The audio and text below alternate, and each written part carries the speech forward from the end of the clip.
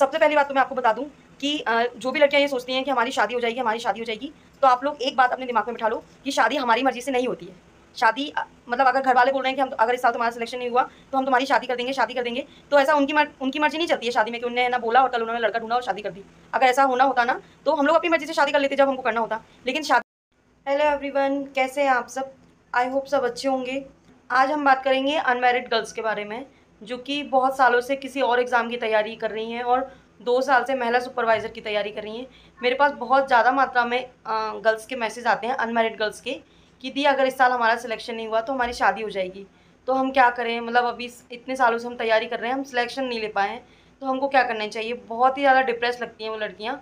तो बहुत दिनों से मैं सोच रही थी इस टॉपिक पे वीडियो बनाने का, तो आज फाइनली मैंने सोचा इस पे ही बना देती हूँ।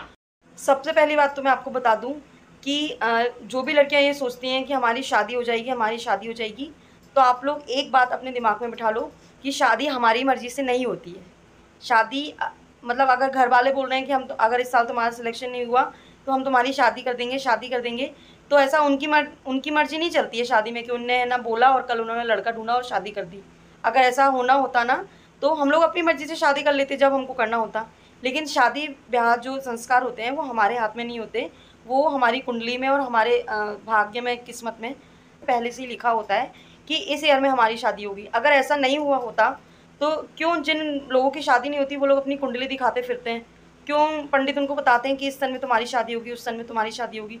तो घरवाले अगर आपको बोल भी रहे हैं कि हम तुम्हारी शादी कर देंगे, तो आप उसकी टेंशन ना लेके अपने घरवालों को बोल दो कि हाँ, आप कर दो, आप देख लो लड़का, मैं रेडी हूँ, मुझे कोई प्रॉब्लम नहीं है। क्योंकि अगर आप बोल दोगे और वो लोग लड़का ढूँढने भी लगेंगे, तो शादी जब होनी होगी तभी होगी। आपकी मर्ज़ी से या उनकी मर्ज़ी से नहीं होती है शादी। अगर हमारी मर्ज़ी से शादी होती तो कितनी लड़कियाँ लव मैरिज कर लेती अपनी मर्ज़ी से। ऐसा होता है क्या? कभी कभी आपने देखा है कि जो चाह रहा है वो उसको मिल जाए? ऐसा नहीं होता ना। तो शादी हमारी मर्ज़ी से नहीं होती, शादी भगवान की मर्ज़ी से होती है। तो शादी को लेके इतना अपने दिमाग पे इतना प्रेशर नहीं लेना है। मेरी बातें सुन के अब कई लड़कियाँ बोलेंगी कि दी आप पागल हो गए, आप कुछ भी बोल रहे हो। तो मैं आपको रियल लाइफ़ स्टोरी बताती हूँ, जो कि मेरी खुद की स्टोरी है, और आप उससे खुद को कनेक्ट करना और फिर आप बताना कि मैं पागल हो गई हूँ या झूठ बोल रही हूँ या सच बोल रही हूँ।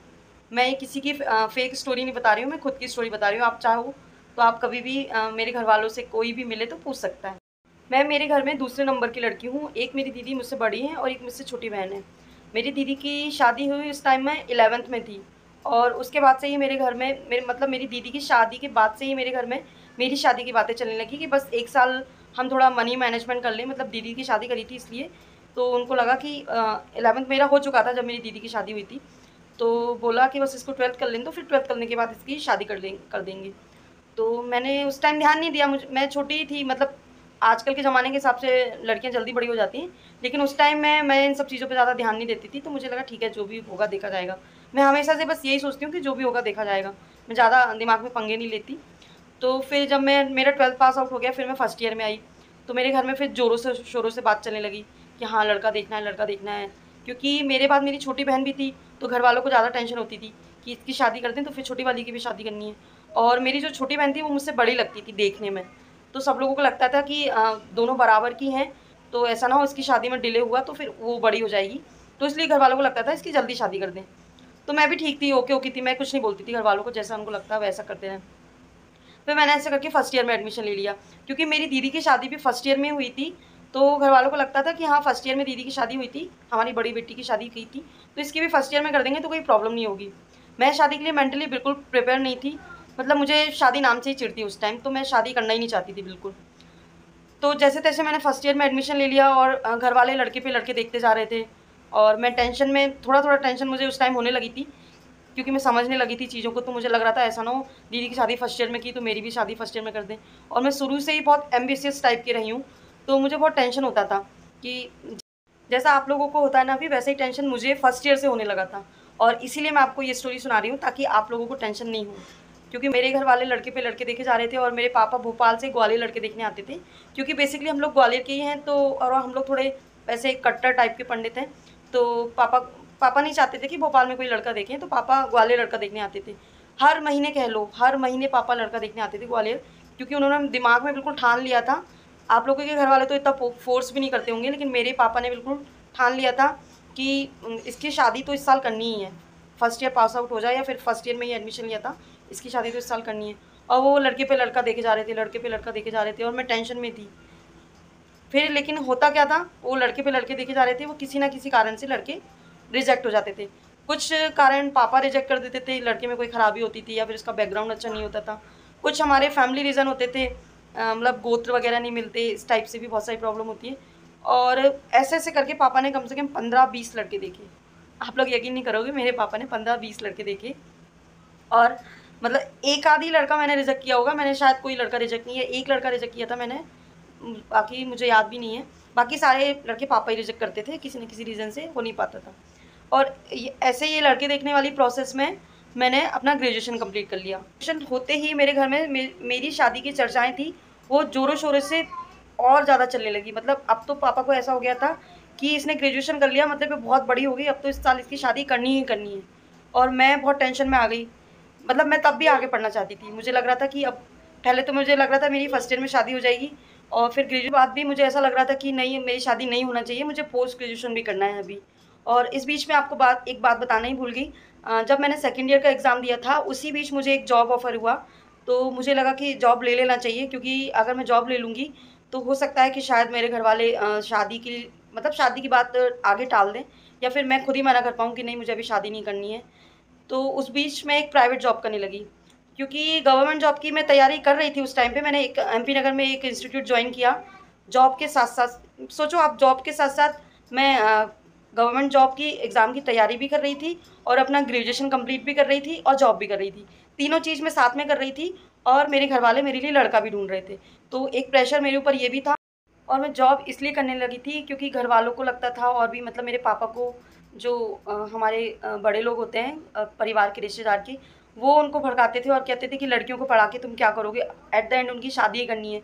तो लड़की की पढ़ाई में पैसे लगाने से अच्छा है कि उनकी शादी के लिए पैसे जोड़ो। तो मैं नहीं चाहती थी कि मैं उनके ऊपर बोझ बनूँ या फिर मैं उनकी अपनी पढ़ाई के लिए उनसे पैसे लूँ, इसलिए मैं जॉब करने लगी।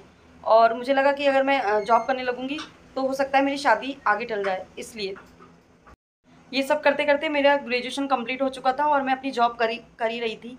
तो फिर मेरे पापा ने बोला कि नहीं, अब तो है ना, तुम्हारी शादी इस साल तो हमको करनी ही है, अब तुम कोई आगे स्टडी मत करो, और क्योंकि आप बीच में स्टडी करोगे फिर उसके बाद रोकनी पड़ेगी स्टडी। तो फिर मैंने 1 साल मैंने कुछ भी नहीं किया, मतलब प्रिपरेशन कर रही थी बैंकिंग वगैरह की और जॉब कर रही थी। बाकी मैंने स्टडी में कुछ नहीं किया। ग्रेजुएशन के बाद मैंने 1 साल कुछ नहीं किया। ऐसे-ऐसे करके 1 साल निकला, 2 साल निकला, 2 साल का मैंने गैप लिया। सोचो आप, 2 साल का मैंने गैप लिया, तब भी मेरी शादी नहीं हुई। शादी लड़के पे लड़के देखे जा रहे थे और शादी की बातें होती रहती थी। तरीके से मैंने अपना ग्रेजुएशन कंप्लीट किया, फिर मैंने 2 साल का गैप लिया और मैंने एमएससी भी कंप्लीट कर लिया 2 साल का। तो आप सोचो, 3 साल मेरे ग्रेजुएशन के, 2 साल मेरे गैप के और 2 साल मेरे एमएससी के, तो 7 साल। जो मेरी शादी, जो पापा फर्स्ट ईयर में या 12th के बाद करने वाले थे, वो मेरी शादी 7 साल बाद हुई।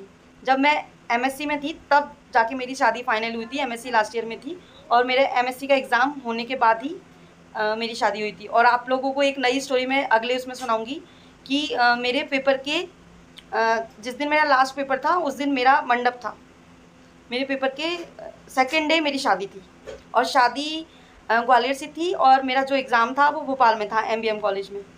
मेरे मंडप के दिन मेरा पेपर था, वो मैंने कैसे मैनेज किया होगा, तो वो स्टोरी मैं आपको बाद में सुनाऊँगी।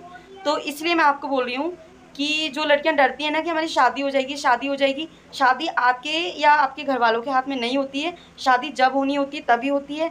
शादी हमारे कुंडली में ऊपर से लिख कर आती है, जो बोलते हैं ना जोड़ी भगवान बनाते हैं, तो वो डेट भी वही लिख के देते हैं कि कब आपकी शादी होनी है। तो शादी को लेके आप इतना प्रेशराइज़ मत रहिए कि शादी हो जाएगी, शादी हो जाएगी।